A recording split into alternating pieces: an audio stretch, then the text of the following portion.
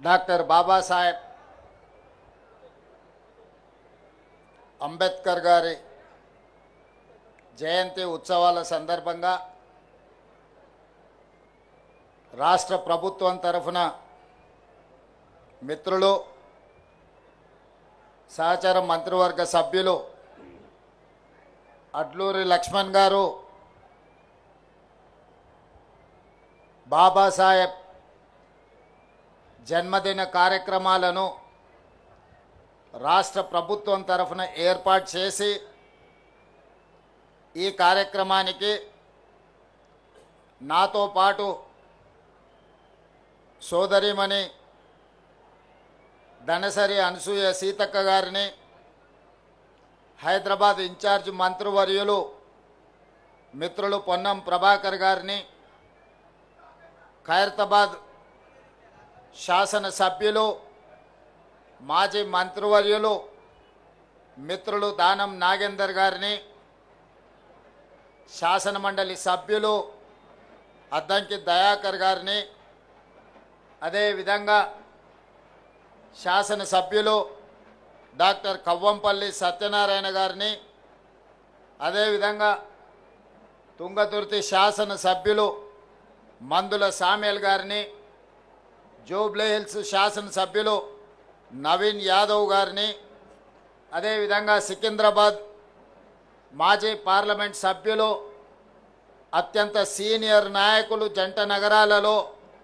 మాజీ పార్లమెంట్ సభ్యులు అంజన్ కుమార్ యాదవ్ గారిని, కార్పొరేషన్ చైర్పర్సన్ మిత్రులు ప్రీతం గారిని, మెట్టు సాయి గారిని, ఇతర కార్పొరేషన్ చైర్మన్లు పెద్దలు మోత్కుపల్లి నరసింహులు గారిని, ఇతర అంబేద్కర్ గారి అభిమానులు ఈనాడు ఈ కార్యక్రమంలో పాల్గొని అంబేద్కర్ గారి జయంతి ఉత్సవాలను తెలంగాణ రాష్ట్రంలో అద్భుతంగా జరుపుకోవడానికి విచ్చేసిన మీ అందరికీ మనస్ఫూర్తిగా ధన్యవాదాలు, కృతజ్ఞతలు తెలియజేస్తున్న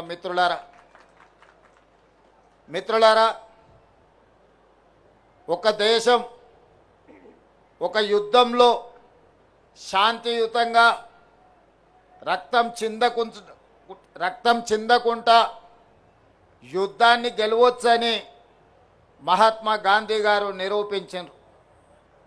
రవి అస్తమించని సామ్రాజ్యం ఉన్న బ్రిటిషర్స్ను శాంతి ద్వారానే శాంతియుతమైన పోరాటం చేసి శాంతితోనే ఒక యుద్ధాన్ని గెలవచ్చు అని ప్రపంచ దేశాలకు చాటి చెప్పింది మహాత్మా గాంధీ గారైతే, ఆ గొప్ప దేశాన్ని అద్భుతంగా పరిపాలించవచ్చు, ప్రపంచ దేశాలకి ఆదర్శంగా అభివృద్ధి చెయ్యొచ్చు, ముఖ్యంగా దళితులు, గిరిజనులు, ఆదివాసీలు, బలహీన వర్గాలు, మైనారిటీలు, మహిళలకు సమానమైన అవకాశాలు ఇవ్వచ్చు, ఇవ్వడం ద్వారా ఈ దేశాన్ని అభివృద్ధి పదం వైపు నడిపించవచ్చు అని ఒక మార్గదర్శనం చేసిన గొప్ప ప్రపంచ మేధావి డాక్టర్ బాబాసాహెబ్ అంబేద్కర్ గారు అని చెప్పి మనం గర్వంగా చెప్పుకోవచ్చు. దేశ స్వతంత్ర పోరాటంలో మహాత్మా గాంధీ గారి పాత్ర ఎంత ఉందో, స్వతంత్రం వచ్చిన భారతదేశం ఈనాడు బలమైన దేశంగా ఎదగడానికి కారణం డాక్టర్ బాబాసాహెబ్ అంబేద్కర్ గారు. ఈ దేశానికి రెండు కళ్ళు, ఒకరు మహాత్మా గాంధీ గారైతే రెండవది డాక్టర్ బాబాసాహెబ్ అంబేద్కర్. విషయం మన దేశమే కాదు, ప్రపంచమే గుర్తించింది. ఈరోజు ప్రపంచమే స్వాగతం పలుకుతుంది అంబేద్కర్ గారి విధానాన్ని, అంబేద్కర్ గారి యొక్క ఆలోచనను. డాక్టర్ బాబాసాహెబ్ అంబేద్కర్ గారు ఒకే ఒక్క మాట చెప్పారు, విద్య ఒక్కటే అన్ని సమస్యల నుంచి మిమ్మల్ని విముక్తి చేస్తుంది, విద్య ఒక్కటే మన జీవితంలో మార్పు తెస్తుంది, విద్య ఒక్కటే మన జీవితంలో వెలుగులను నింపుతుంది, విద్య ఒక్కటే సమాజంలో మనకు గుర్తింపు, గౌరవాన్ని, సముచితమైన స్థానాన్ని అందిస్తుంది అని చెప్పి డాక్టర్ బాబాసాహెబ్ అంబేద్కర్ గారు సంపూర్ణంగా విశ్వసించిండ్రు, నమ్మిండ్రు, వారు పాటించిండ్రు. ప్రపంచ దేశాలలో పేరెన్నికగన్న యూనివర్సిటీలలో చదువుకొని వచ్చిన డాక్టర్ బాబాసాహెబ్ అంబేద్కర్ ఆలోచన విధానమే ఈనాడు భారతదేశం యొక్క ఆలోచన. వారి ఆలోచన విధానమే ఈరోజు పల్లె పల్లెల్లో ప్రభుత్వం యొక్క ఆలోచన, ప్రజాపాలన యొక్క విధానము అని చెప్పి నేను వేదిక మీద నుంచి సవినయంగా మీ అందరికీ తెలియజేయదలుచుకున్న మిత్రులారా, ఈనాడు తెలంగాణ రాష్ట్రం రావడానికి ప్రధానమైన కారణం డాక్టర్ బాబాసాహెబ్ అంబేద్కర్ గారు రాజ్యాంగంలో పెట్టిన ఆర్టికల్ 3 ద్వారానే శ్రీ సోనియా గాంధీ గారు సాహసోపేతమైన నిర్ణయం తీసుకొని మన తెలంగాణ రాష్ట్రాన్ని ఏర్పాటు చేయడం జరిగింది. తెలంగాణ ఉద్యమంలో మీకు అందరికీ తెలుసు, దళితులు, గిరిజనులు, ఆదివాసీలు, బలహీన వర్గాలకు సంబంధించిన పిల్లలే పోరాటంలో ముందు భాగాన నిలబడడమే కాదు, ఆత్మ బలిదానాలలో వాళ్ళే ప్రత్యేకమైన పాత్ర పోషించి ఈనాడు తెలంగాణ రాష్ట్రాన్ని సాధించుకోవడంలో వాళ్ళు ప్రత్యేకమైన పాత్ర పోషించారు. వాళ్ళే కాదు, ఈనాడు గుర్తు చేసుకోవాల్సింది గద్దరన్న తిరగని గల్లీ ఉందా? గద్దరన్న గజ్జె కట్టి గొంగడి తెలంగాణ ఉద్యమాన్ని ఉవ్వెత్తున లేపిన విషయం ఈ చరిత్ర, ఈ సమాజం మర్చిపోతుందని ఎవరైనా అనుకుంటే అది వాళ్ళ భ్రమనే. ఇప్పుడు మనం పాడుకున్న జయ జయ హే తెలంగాణ ఈ నినాదం రణ నినాదమై తెలంగాణ మారుమూల పల్లెల్లో మారు మోగి ఈరోజు తెలంగాణ రాష్ట్రాన్ని సాధించుకోవడమే కాదు, రాష్ట్ర గీతంగా అవతరించిన జయ జయ హే తెలంగాణ అందించింది అందశ్రీ మనవాడు కాదా? తెలంగాణ వచ్చిన 10 సంవత్సరాలలో ఈడున్న దళిత మేధావులను, ఆదివాసీ మేధావులను, నిరుజ మేధావులను, తెలంగాణ మేధావులను నేను అడుగుతున్నా, తెలంగాణ రాష్ట్రం వచ్చిన మొదటి 10 సంవత్సరాలలో ఉద్యమంలో ముందు భాగాన నిలబడ్డ వాళ్ళ పరిస్థితి ఎలా ఉండే? ఉద్యమాన్ని ప్రజలకు చేరవేసి ప్రపంచానికి ఎలుగెత్తి చాటిన గద్దరన్న అందశ్రీల పరిస్థితి ఏ విధంగా ఉండే? మీరు ఒక్కసారి ఆలోచన చెయ్యండి.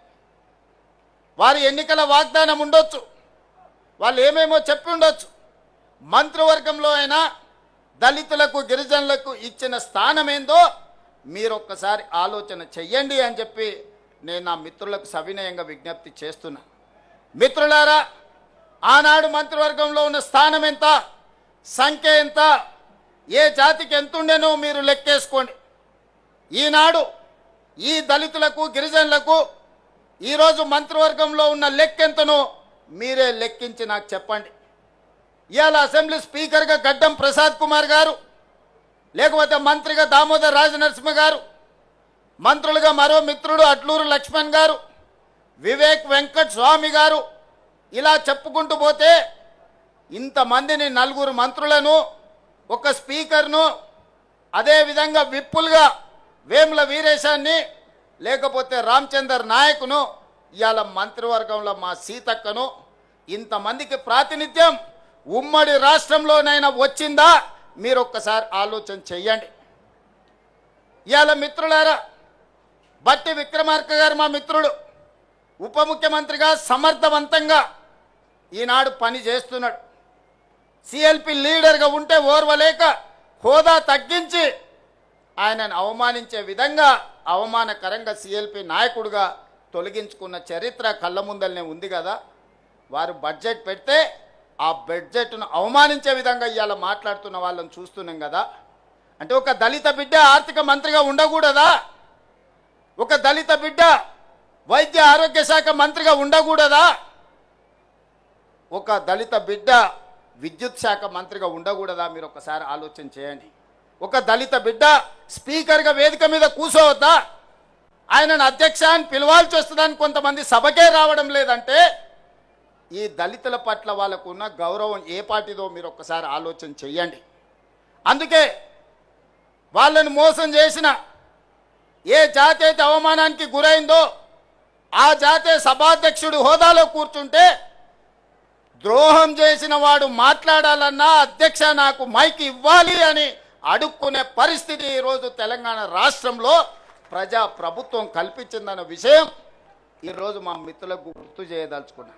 చాలామంది మా పిల్లలు ఉన్నారు ఉస్మానియా యూనివర్సిటీ, 110 సంవత్సరాల చరిత్ర ఉన్న ఉస్మానియా యూనివర్సిటీకి ఏ ఒక్క రోజైనా మీ జాతివాడు 110 ఏళ్లలో వైస్ ఛాన్సలర్ అయ్యిందా? మీరు ఒకసారి చెప్పండి. ఇవాళ ఉస్మానియా యూనివర్సిటీ వైస్ ఛాన్సలర్ ఎవరు? అంబేద్కర్ యూనివర్సిటీ వైస్ ఛాన్సలర్ ఎవరు?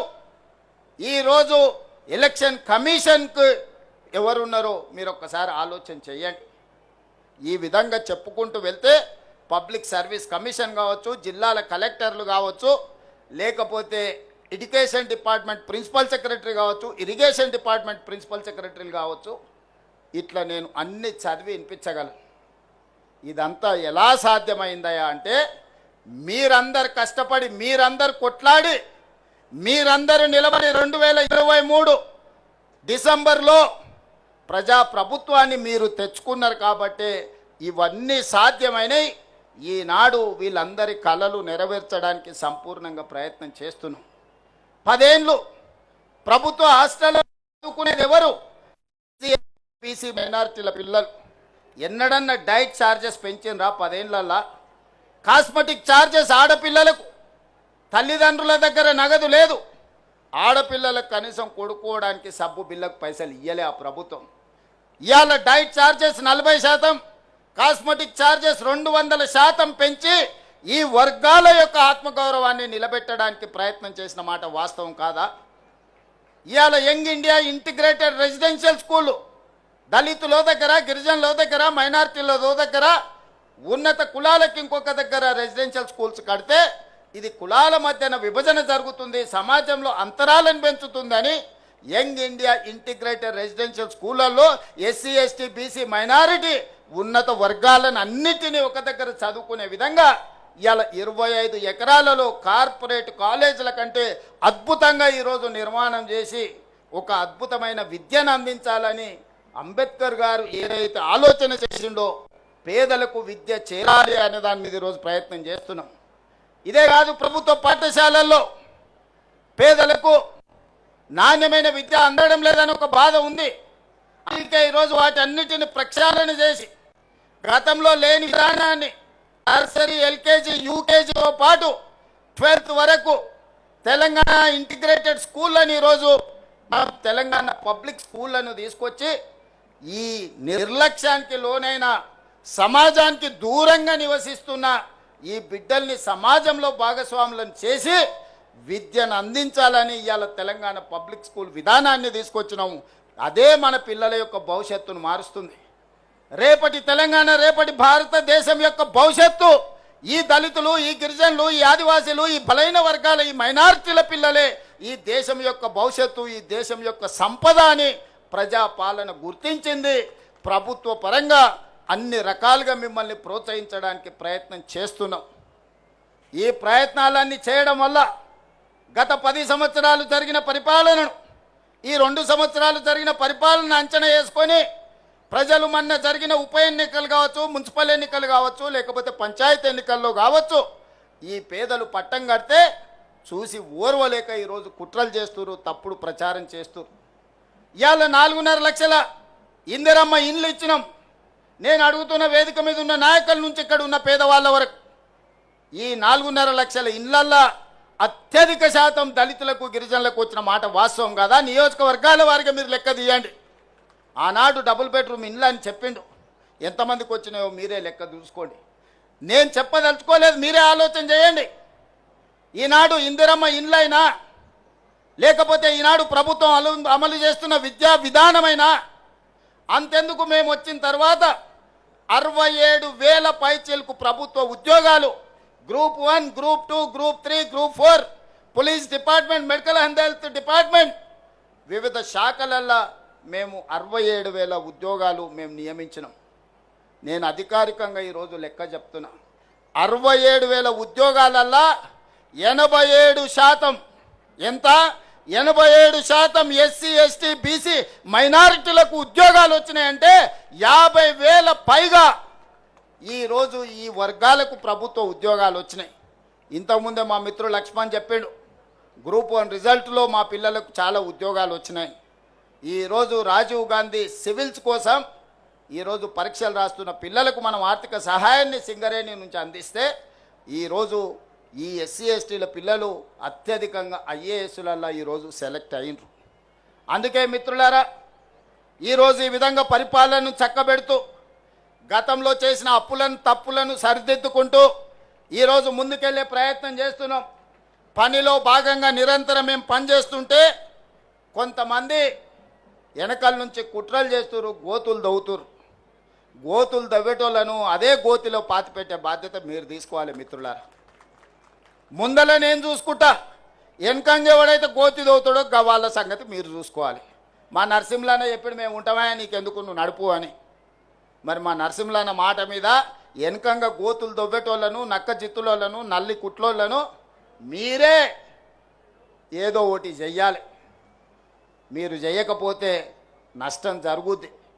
ఎందుకనంటే ఒక మంచి లక్ష్యంతో, ఒక మంచి టీంతో బట్టి విక్రమార్క గారు కావచ్చు, మా సీతక్క కావచ్చు, దామన్న కావచ్చు, లక్ష్మణ్ కావచ్చు, ప్రసాద్ కుమార్ గారు కావచ్చు, ఇలా చెప్పుకుంటూ వెళ్తే పొన్నం ప్రభాకర్ గారు కావచ్చు, అన్ని వర్గాలకు మంత్రివర్గంలో అవకాశం కల్పించి అన్ని వర్గాల యొక్క ఆలోచనను తీసుకొని అన్ని వర్గాలకు సంక్షేమాన్ని అభివృద్ధిని అందజేయాలని ఈనాడు మా ప్రభుత్వం ప్రయత్నం చేస్తుంది. 10 ఏళ్ల విధ్వంసం 100 ఏళ్ల నష్టానికి దారితీసింది. దాన్ని ఇవాళ సరిదిద్దుకుంటూ చక్కదిద్దుకుంటూ ఆనాడు చేసిన అప్పులను చెల్లించుకుంటూ తప్పులను సవరించుకుంటూ ఈనాడు పరిపాలన జరుగుతుంది. మీ అందరికీ తెలుసు, 10 ఏళ్లలో ఆ గొప్ప గొప్ప ఉపన్యాసాలు ఇచ్చే నాయకులు ఎన్నిసార్లు అంబేద్కర్ గారి జయంతికో వర్ధంతికో హాజరైనరో మీరే లెక్కేసుకోండి. ఇంతకంటే లెక్క అవసరం లేదు, ఇంకా వేరే లెక్క అవసరం లేదు. ఇది ఒక్క లెక్క చూసుకోండి, మీ పట్ల వాళ్ళకున్న అభిమానం ఏందో, ఆలోచన ఏందో. అందుకే మిత్రులారా, ఈ ప్రభుత్వం మనది. ఇది ప్రజల కోసం అందిస్తున్న ప్రజాపాలన.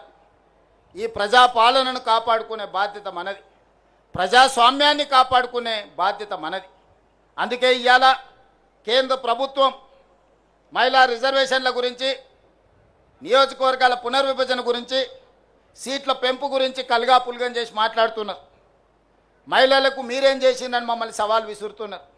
నేను ఒక్క మాట చెప్పదలుచుకున్నా, ప్రపంచంలో చాలా దేశాలలో మహిళలకు ఓటు హక్కు లేనప్పుడు పురుషులతో పాటు సమానంగా డాక్టర్ బాబాసాహెబ్ అంబేద్కర్ గారు మహిళలకు ఓటు హక్కు ఇచ్చి ఈ ప్రభుత్వాన్ని ఎన్నుకునే అధికారాన్ని ఆడబిడ్డల చేతుల్లో పెట్టాడు.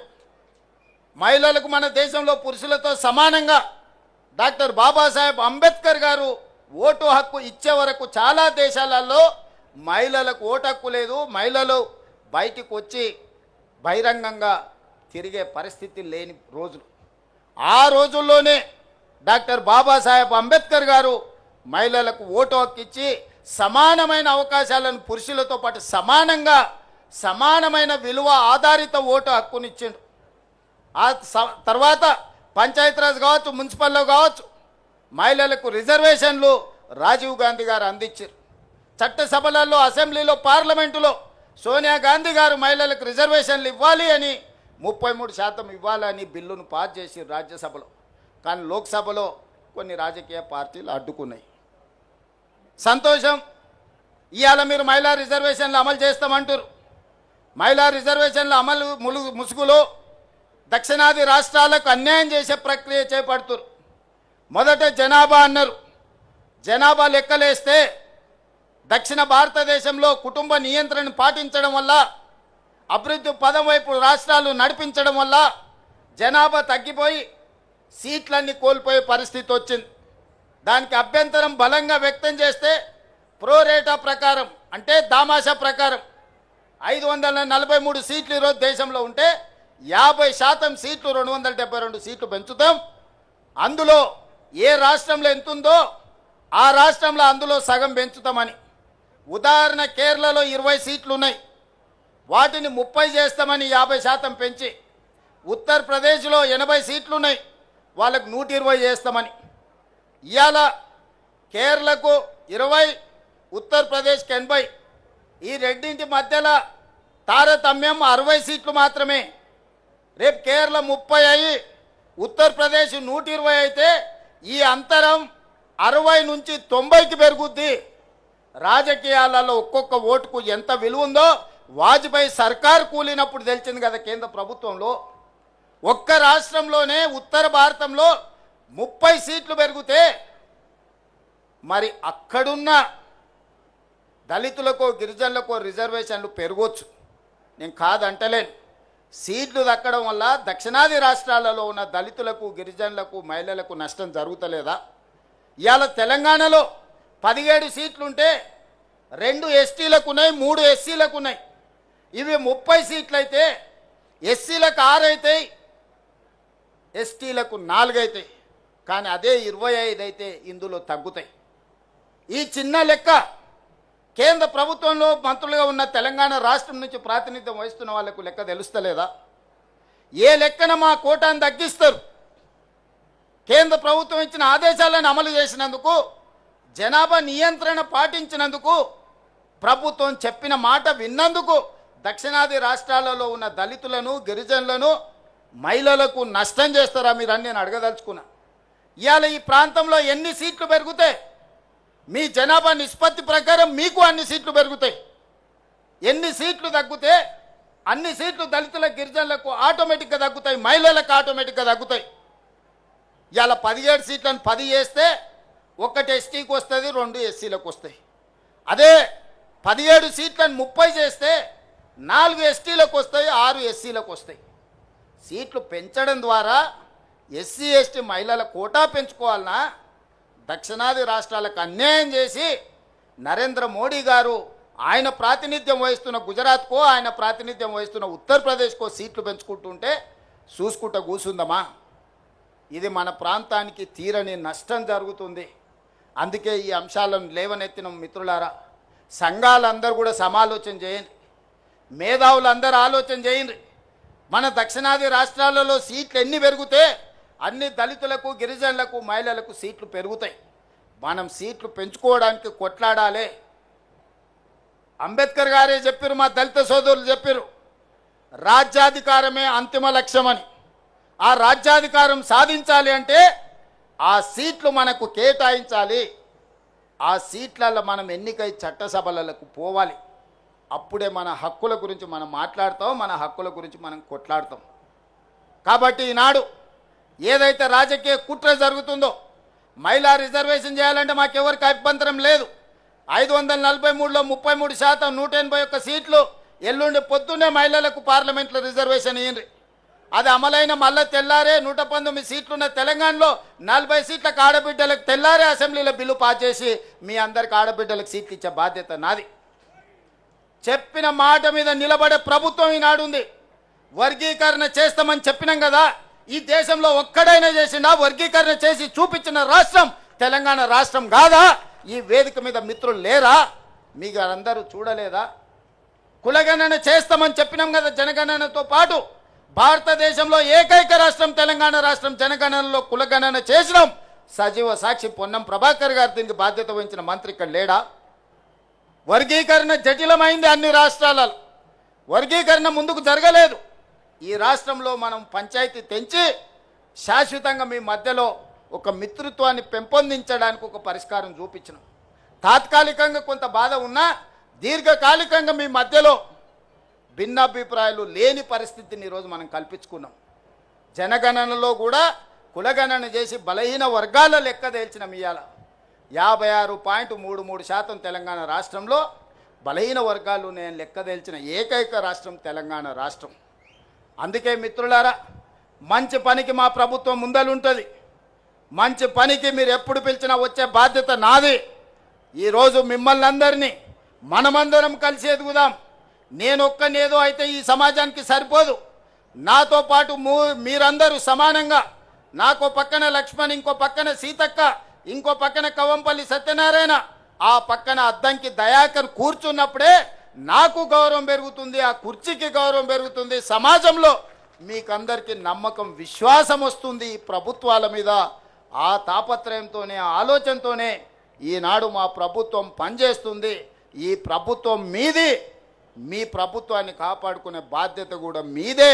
కాపాడుకున్న ప్రభుత్వాన్ని నిలబెట్టి పరిపాలన కొనసాగించాల్సిన బాధ్యత మీదే అని గుర్తు చేస్తూ మరొక్కసారి అంబేద్కర్ గారి జయంతి సందర్భంగా మీకు అందరికీ శుభాకాంక్షలు తెలియజేస్తూ సెలవు తీసుకుంటున్న మిత్రులారా, ధన్యవాదాలు.